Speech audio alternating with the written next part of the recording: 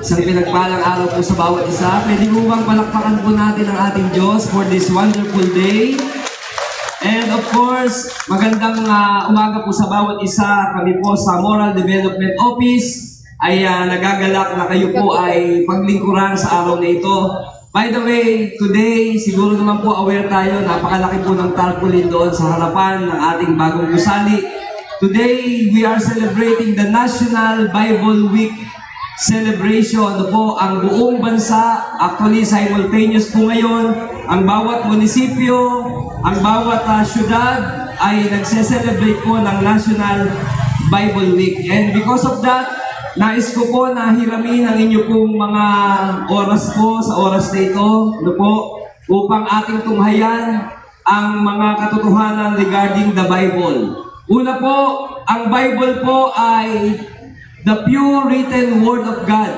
At alam po natin, sabi ni Jesus sa Matthew chapter 4 verse 4, hindi lamang sa tinapay, no po, shout out po sa mga taga-Bae, no, sa kanilang Monay Bae, hindi lamang sa tinapay nabubuhay ang bawat isa, kundi sa bawat salitang namumutawi sa labi po ng Panginoon. That was said by Jesus that it is not just bread that keeps people alive. Their lives depends on what God says. Alam po natin na ang Biblia, ito po ay manual ng Diyos para sa tao. We believe, lahat po tayo, regardless of our religious affiliation, beliefs, anuman po ang ating pananampalataya, naniniwala tayo na ang ating Diyos ang lumikha sa bawat isa.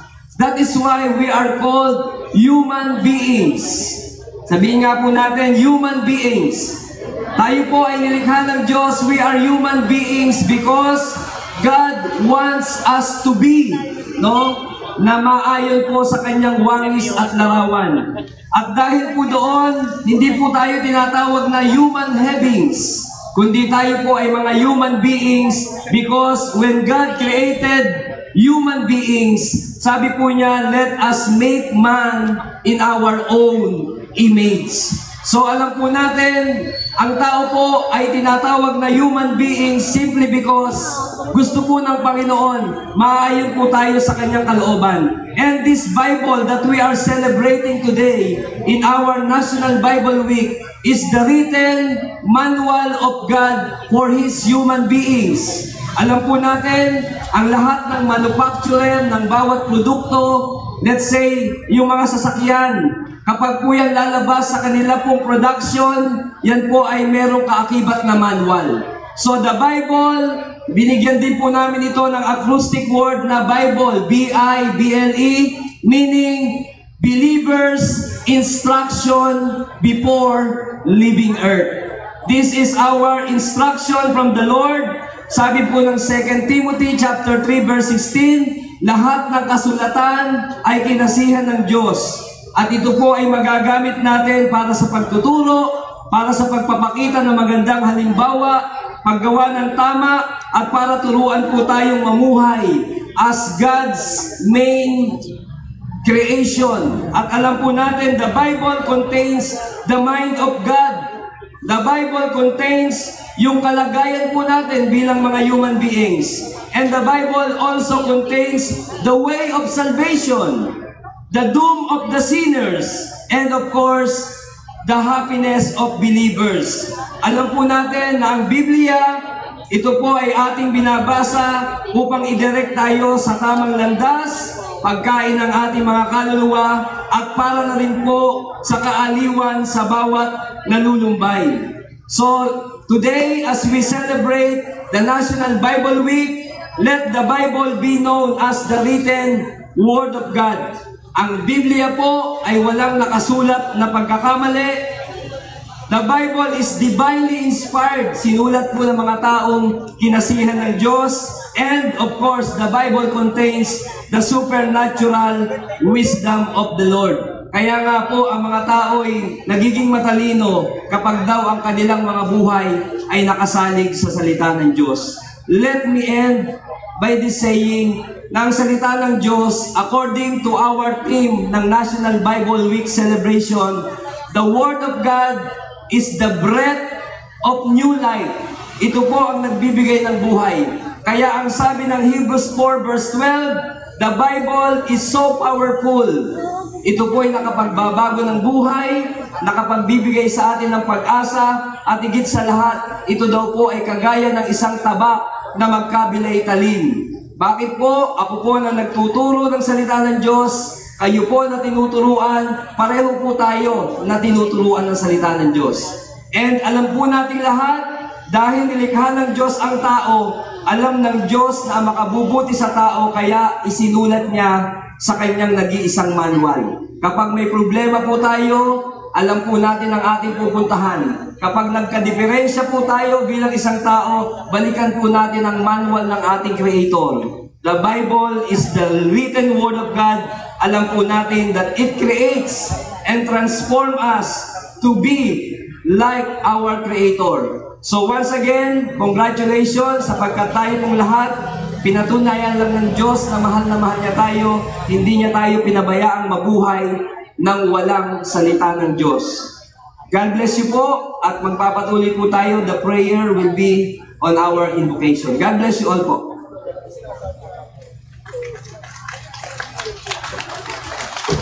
Parang ang bilis, Pastor. Okay, maraming salamat. Palakpakan natin si Pastor Dave Javier. At ngayon naman, siyempre, ang katulad ng binanggit natin kanina, ang mangunguna po ngayon sa ating lingguang pagtatas ng watawat ay ang Moral Development Office. Ano po? Ay, nandyan sila. Palakpakan nyo naman, mga taga-moral. Ang ganda talaga ng yung polo shirt. Ayan, hindi nyo ako isinama. May pambayad din naman ako. Okay, tawagin na po natin ang guro ng palatuntunan, ang magpapadaloy, si Ginoong Aldrin Makalalat. Lapit-lapit kayo ng konti, mga kapatid, para mabilis yung facing ng pagtawag sa inyo. Ha?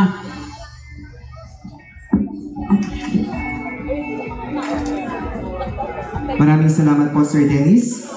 Sa atin pong napakasipag na ama ng lalawigan ng Laguna, Honorable Governor Ramil Laurel Hernandez, sa ating pong napakasipag at napakabait na Provincial Administrator, Attorney Dulce H. Ribanal, sa mga department heads, sa mga unit heads, sa akin pong mga kapwa-kapuni, isang mapagpala at malamig na umaga po sa ating lahat. Ang tanggapan nga po ng Moral Development Office ang naatasan para po sa lingguhang pagtataas ng watawat ng Pilipinas. Narito po ang daloy ng ating palatuntunan ngayong umaga. Tayo po ay pasisimula ng isang awit panalangin na pangungunahan ni Ginoong Neil Almodovar kasama po si Ms. Ruth Grace Adre. At susundan po ng isang pambungad na panalangin ni Pastor Nicky Ismael Obsena sa pag-awit ng Lupang Hinirang na pangungunahan po ni Pastor Ronald Abaro sa panunumpa ng watawat ng Pilipinas na pangungunahan muli ni Ms. Ruth Grace Adre at panunumpa ng Credo ng Laguneño na pangungunahan ni Pastor Ronald Abaro.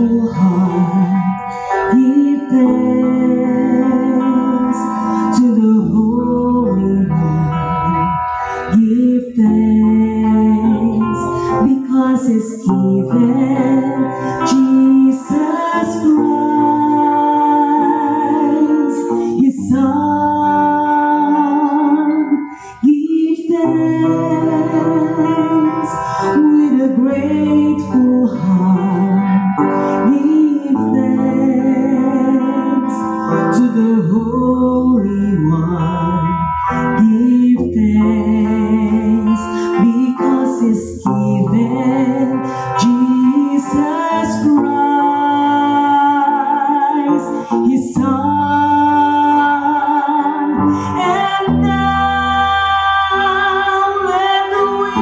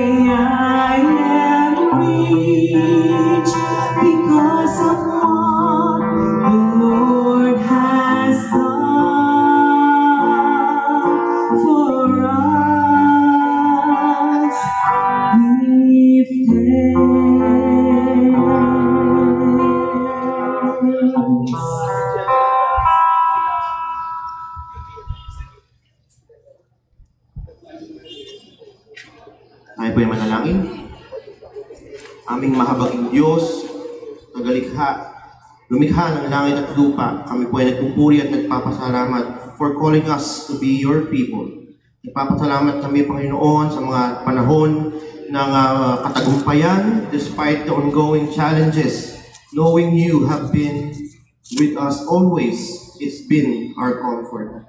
Mahabag ka, Panginoon, sa aming mga failures and make us into a people who will not forget you. Give us the grace to grow in love, service, and obedience to your laws. We pray for our province. Strengthen and defend us in our daily battles. Help us to fight for our province by being good citizens and being part of the solution. Keep safe our families and the godly values we hold dear. Panginoon, panalangin din po namin ang aming mga kababayan, kalalawigan, that we may grow united in love and appreciation. May we extend a hand to each other in selfless giving, even when we feel we are the ones in need. We pray for our leaders, simula po, Panginoon, sa aming Ama ng lalawigan, hanggang sa aming mga kasamahan sa mga kawani, Panginoon. Give us your heart and wisdom to govern humbly and justly. Make us worthy examples of righteousness for the whole citizenry to emulate. We pray that you bless and prosper the fruits of our land and the works of our hands, that all these may benefit your people in the province. We claim, Lord, your victory in our land and declare you as God of our province, for blessed is the one who calls upon your name.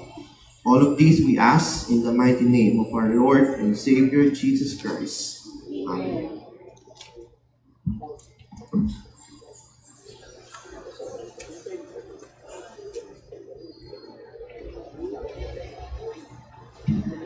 Lagay po natin ang ating kanang kamay sa ating kalawang dibdib at sabay-sabay po natin awitin ang pambansang awit ng Pilipinas. Mga kababayan, ang pambansang awit ng Pilipinas. Tayong magiliw, sa sinakanan, alaw na puso, sa dikit mo'y buhay. Lupang pinigang, kuya ka lang mag-ibig, sa manlulubig, di ka masisigil, sa nalatang tutok sa simoy at sa langit ng pangkaw, ay hinatang tula, tawin sa paglayang inaahan, matiskat ang mataw at ko'y tagumpay na nagiginig, ang inuwi at araw niya, kailan pa may matiginig, lumalang araw na walang pagsinta, tuloy namin sa piling mo. Aming bigaya ng partay babae, ang mamatay ng nais sa'yo.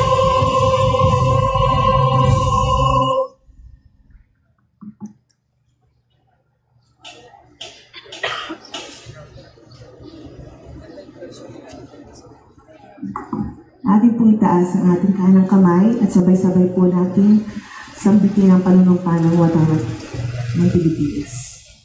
Ako ay Pilipino, buong katapatang nanunumpa sa watawat ng Pilipinas at sa bansang kanyang sinasagisag na may dangal, katarungan at kalayaan na pinakikilos ng sambayanang makadiyos, makatao, makakalikasan at makabansa.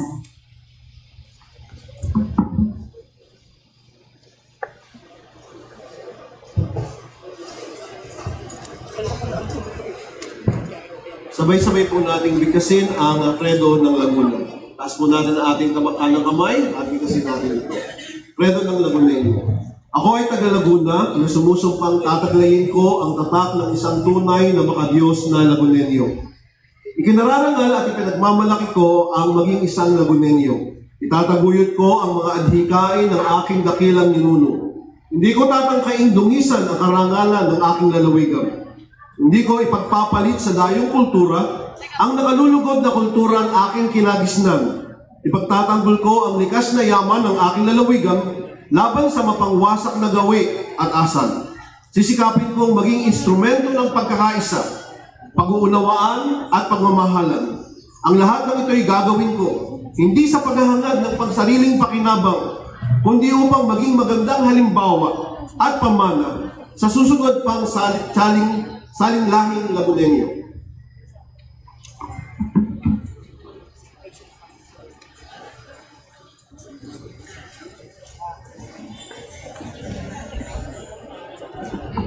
At upang ibigay naman po ang ulat ng mga ina sa patuparan ng aming tanggapan, atin pong kilalanin ang Moral Development Focal Person, Pastor Joseph Haralve Jr.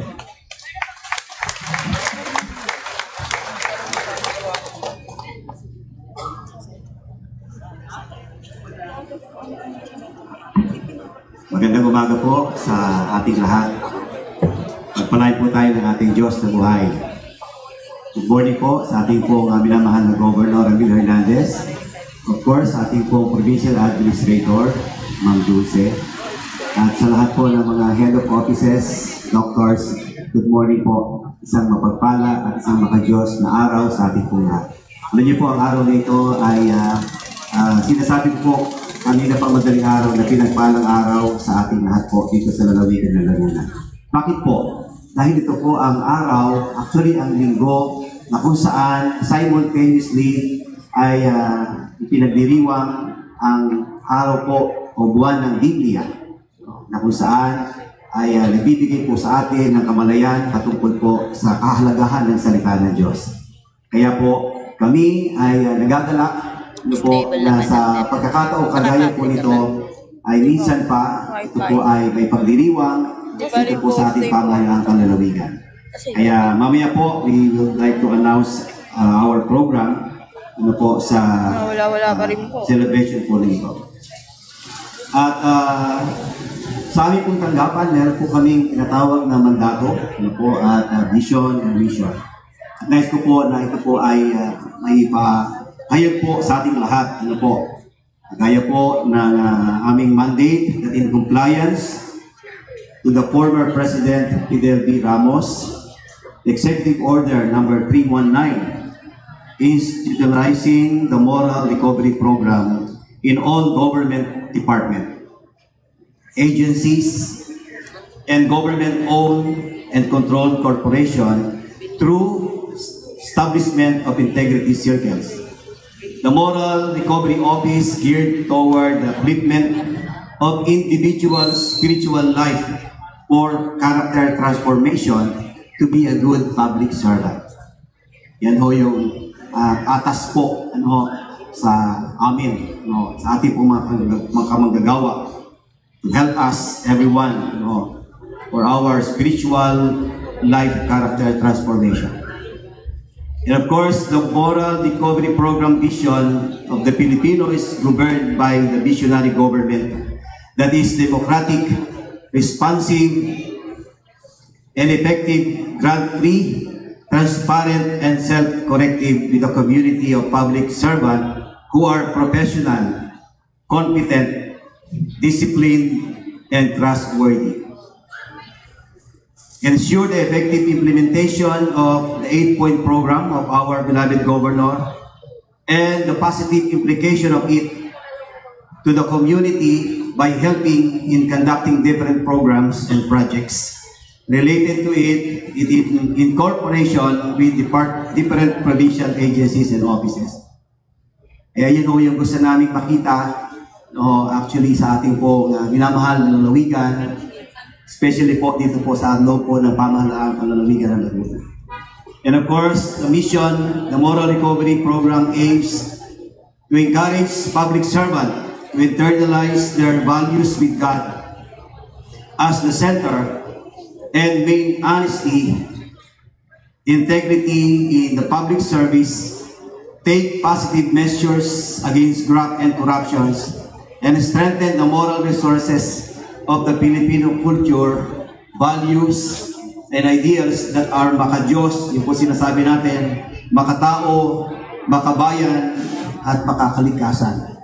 So yan po ang isa sa talagang lagi ho natin na idinadasal, being part of our mission statement na ang tanggapan po ng moral office ay maging instrumento ng Diyos para po sa isang dakilang pagbabago sa buhay po ng bawat individual. So, yan po ang isa sa napakahalagahong mga bagay po na kahit po medyo maliit po yung aming tanggapan, ilan po kami, pero alam niyo po, we see and we always feel yung kalakihan ng Diyos para suportahan ang ipinagagawa niya dito po sa ating pong lalawigan. And of course, siyempre, salamat po at meron po tayong backup galing po sa mga kamanggagawa po natin, mga kaibigan na nagtataguyod po ng usapin patungkol po sa moral program. At gaya po ng mga regular activities po ng aming tanggapan, para po sa ilang mga pag-uulat po noong po mga nakaraang taon, gaya po noong Mayo 2023, ay nagkaroon po ang aming tanggapan ng isang productivity enhancement training. Kasama po ang ating pong mga nagagandahang kandidato at kandidata doon po sa pinakamagandang lola at lolo. At ito po ay aming pong isinagawa doon po sa lugar ng Zambales, sa probinsya po ng Zambales. At nagkaroon din po tayo doon ng, of course, kasama sa programa ang pagbibigay ng palakasan spiritual sa ating pong mga kandidata, sa ating pong mga kasamahan po. Nagbigay din po tayo at nagkaroon din po tayo ng tinatawag na spiritual upliftment and Bible distribution along with the charity program na may temang generosity, transforming one's life.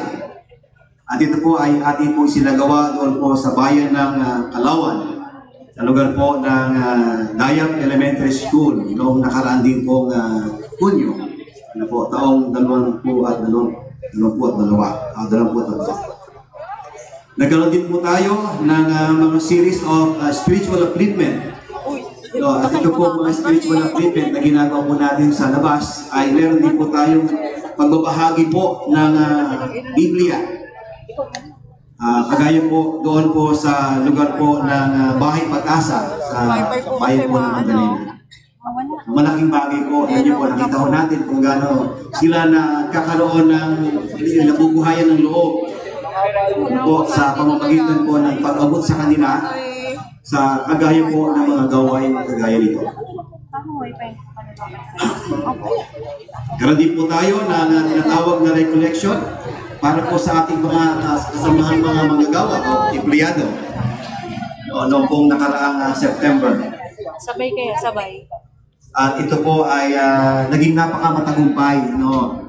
Very blessed po. Hindi lang po yung mga kasamahan nating mga empleyado, kundi maging yung pong lugar, yung pong owner na ating po pinag-ausan.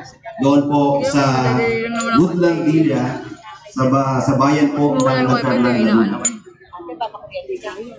Bahagi din po ng aming tanggapan ang pakikipag-ugnayan po sa pagtulong sa mga nangangailangan. Lalo na po doon sa may mga problema, doon po sa ating mga kababayan na may problema sa yung bingot, yung cleft lip, palit. At ito po ay sa sa bumuko din po ng LS District Hospital. Yung po ding mga iba po ay ginawa po din natin sa lugar po ng Bay District Hospital noong nakaraang March. The same din po program. Pagbibigay po ng tulong at pag-abot po sa ating mga kababayan na may mga problema sa sa kanilang clip and cleft palate po.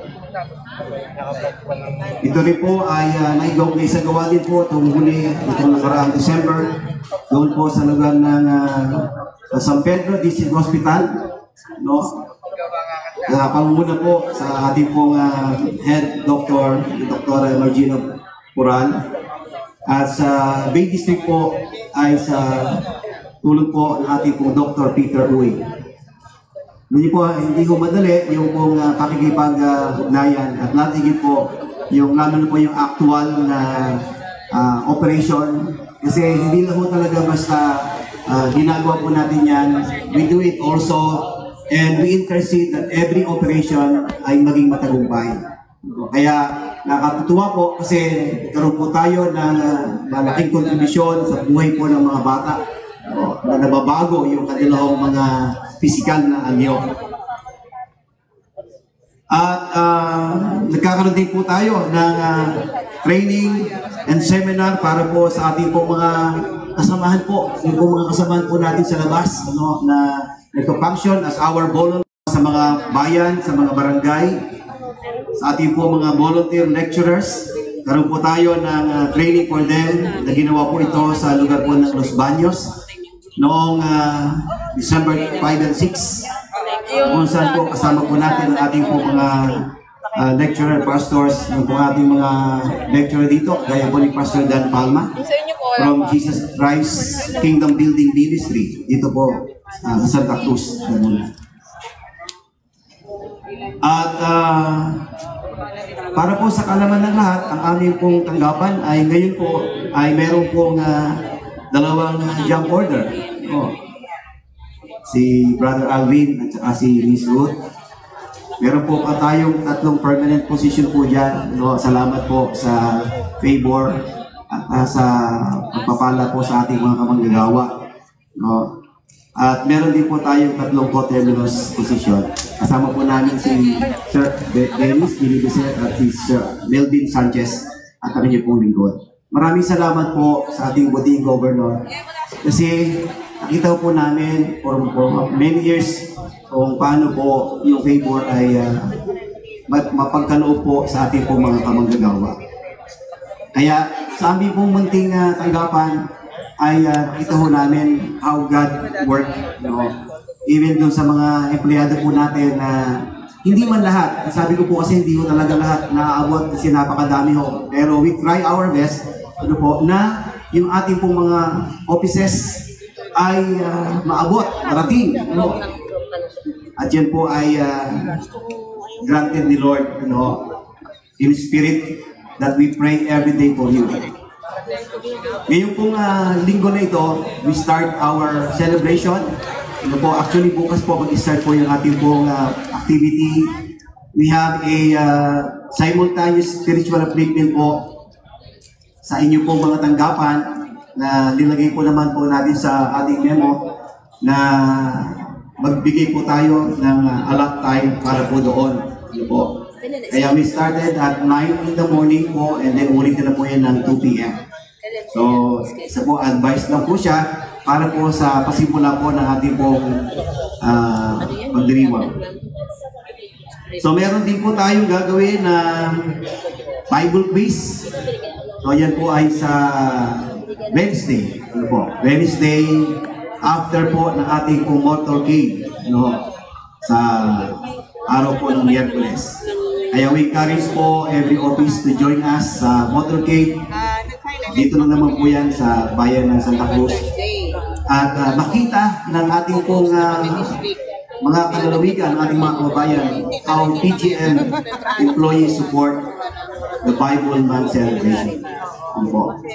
Dito po siya mag-start sa ating pong festival ground at the 6:30 in the morning. Mag-assemble po tayo and the 7 po we will present our motorcade. So, ito po ang ilan po sa mga gawain ng aming pong tanggapan. At nag-host din po tayo during kanilang festival ng event para po sa pinakamagandang lola at That's My Lolo. Gayon din po para sa Mr. and Mrs. Laguna. At sila po ay, I think, ongoing po sila sa pag-search po ng mga candidates po natin. So meron din po tayong mga naisagawa na spiritual upliftment and Bible distribution sa iba't ibang tanggapan sa mga grupo po ng ating pong mga kapulisan. Maging samahan po natin sa tanggapan po ng LTMO noong tayo po ay nag-conduct sa kanila ng isang retreat and spiritual event doon po sa FRC sa San Antonio for free po ang ating pong mga kamanggagawa. And of course, ating po mga senior citizen, sa mga estudyante, sa mga guro, sa mga PTA officers, at sa samahan ng iba't ibang mga kababaihan po dito po sa ating lalawigan. At ang aming pong tanggapan ay, of course, nag-offer po kami at yung iba po ay salamat sa Diyos po na hindi sila nahiya na lumapit for counseling session. Karoon din po tayo ng pananalanginan po para sa mga panawagan ng panalangin para sa mga may karamdaman at sa iba pa. At personally, tayo po ay nakikipag-unayan din po sa iba't ibang ministerial association at iba-iba pong mga NGOs dito po sa ating lalawigan for this purpose, for this event. At tayo din po ay walang sawa sa pagbibigay ng assiste sa mga kababayan po natin na may karamdaman, yung po sa katarata. At ito po ay ating po sinasamahan, ina-assist po natin hanggang sa makarating po doon sa tamang lugar. Actually, doon po sa Cabuyao City, meron po tayo doon contact doon po sa Holy Rosary kung saan doon po natin sila dinadala for assistance. Yan. Kaya marami po na naaabot ang ating pong tanggapan kahit po sa maliit po na bilang. At para po sa ilang mahalagang paalala po minsan, dito po sa ating pong pamahalang palalawigan, meron po tayong tinatawag na mini concert. Yan po ay sa darating po na Biyernes. It is open for all. We invite everyone, minimum of 3, maximum of 5. Ito po ay ngayon lang po natin gagawin as per request po ng ating po mga manggagawa. Hindi po ito gawain lang ng mga Christian, kundi it is for all, for us to bless po. Kaya malugod po namin kayong minanayahan sa isang buong linggo po na ito na pagdiriwang. Kaya nagpapasalamat po kami sa lagi pong pagsuporta ng ating pong minamahal na Governor Ramil Hernandez, ni Paulot po. Ang ating pong napaka-supportive na provincial administrator sa lahat po ng aming po mga ginagawa. At sa pagbibigay ng pahintulot sa lahat po ng programa ng ating pong tanggapan. Kaya muli po, mula po sa tanggapan ng Moral Recovery Office, maraming salamat po. Ang pagpapala po ng ating Panginoong Diyos ay laging sumatin po sa ating buhay araw-araw. Love Laguna, Rise High Laguna, to God be all the glory. Maraming salamat po and good morning.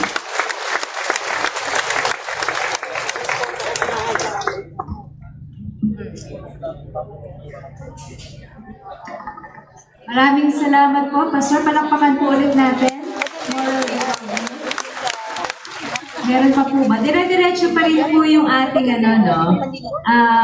yung per office natin, Pastor. I think there is a good... Hello? Yes, Ate Oli. Good morning. Meron tayong announcement. Good morning po everyone. We will requesting po kami yung office po namin for a moment of silence. Yung office mate po namin si Wilma Abel passed away yesterday. Alam ko po, kilala niyo po siya. 34 years in service na po siya. Makabilang buhay po siya kagabi. Please bow our head and offer prayer po.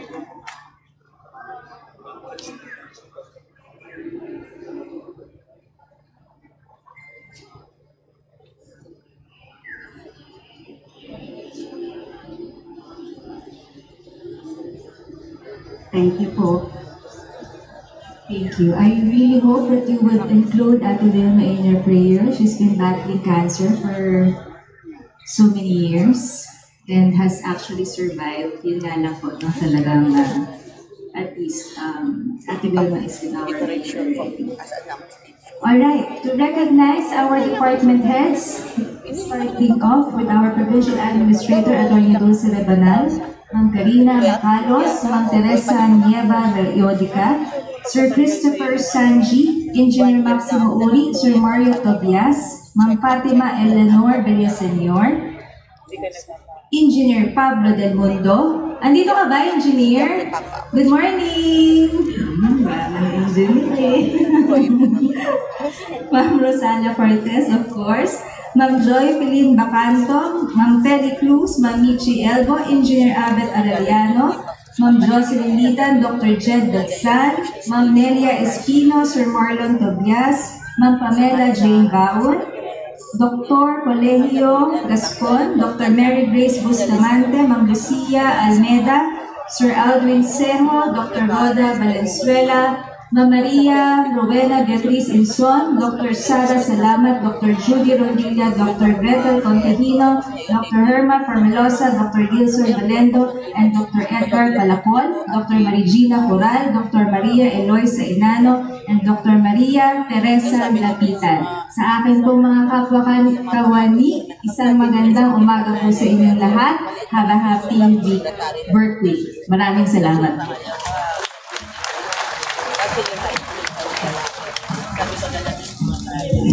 Okay, maraming salamat. Pwede ba palakpakan natin si Ma'am Lea Javier, ang ating HRM officer. Ngayon naman, siyempre, tawagin natin ang ating panlalawigang antisidor. Palakpakan natin. Attorney Dulce Aid Sabala.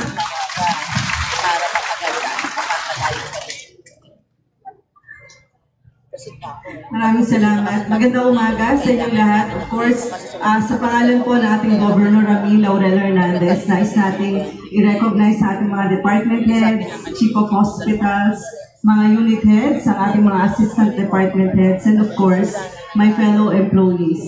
Sa ating host ng flag raising ceremony sa Moral Recovery Office, alam niyo ang hirap ng ginagawa nila, no? Napaka-challenging kasi mahirap i-convince ang ating mga empleyado na sumama, di ba? Sa kanilang mga meetings. Ang hirap ng mission nyo, no? Upliftment of individual spiritual life for character formation to be a good public servant. Mahirap i-achieve yun. Di ba? Madali ba? Mahirap. Mahirap na maging isang good public servant through character transformation. Kaya I admire your dedication, your commitment, despite yung mga challenges na natatanggap natin, di ba? Hindi mahirap mag-ipon ng tao. Ang hirap, di ba? Pastor Dave, Pastor June, Pastor Nikki, Pastor Ronald, di ba? Wayne, Ruth, Aldrin, mahirap yun. No? Pero despite that, ginagawa natin yung ating trabaho because that's our work. And I would like to really thank you para sa walang sawa na commitment at ginagawa nyo ng mahusay ang trabaho nyo. Katulad ng sinabi ni Pastor June, konti lang kayo, ilan lang? 8 lang, pero ang kailangan nating alagaan via spiritual transformation, ang dami nating empleyado, di ba? 4,500. Naintindihan namin na because of the limited number ng inyong personnel, di talaga kaya maabot lahat. Pero syempre, sabi ko nga, kahit maliliit na bagay na gagawin natin araw-araw, it also lead us to big things. Kaya kahit mga isa-isa, 2 tao na naaabot natin, that will make a difference on the lives of that 1 or 2 person. Kaya huwag kayong magsasawa. No, di ba? Okay, so let us join them in the celebration of the National Bible Month. January 20, ngayon ang umpisa, no, Pastor? So, magsama-sama tayong lahat, no? Para samahan sila sa mga programa na gagawin ng Moral Recovery Office. And as we stand united today in our flag raising ceremony, no? Sana lagi nating i-reflect on the values that bind us together. Ano yung mga values nito na dapat nating mag-reflect tayo? Empathy, integrity, resiliency. Yan yung mga bagay na kailangan natin in our pursuit for moral recovery, and that would also guide us toward a stronger and a more compassionate community. Kaya tayong lahat, together, sana magsama-sama tayo para buuin ang ating pagkatao spiritually, and let us build a very strong community Not only dito sa provincial government of Laguna, but in the entire province as well. So sa inyo lahat, magandang umaga at ipagdasal natin si Wilma. No? Si Wilma pala ay Tita Oli, solong anak, walang nanay, walang tatay, walang asawa. So mahirap para sa kanya. No? So lahat tayo magdasal at samahan din natin yung kanyang mga kamag-anak sa panahon na they are grieving sa pagkawala ni Wilma. Hindi ko kilala si Wilma personally, pero nakikita daw natin siya dyan sa Sangguniang Panlalawigan. So together as one community, tayo magdasal para sa kanya, no? And yun lang, nagpapakita talaga na life is short. So talagang kailangan let us do good thing every day. Sabi nga ni Boy Abunda, ba sinasabi ni Boy Abunda lagi sa pasto? Gumawa tayo ng mabuti araw-araw. Ha? Hindi lights on, lights off. Grabe ka. Ang sinasabi ni, happiness or chocolate? Ha? Oo, sabi ni Tess, happiness daw. May ka-happiness ka ba, Tess? Oh, wala ka naman ka-happiness eh. Anyway, okay.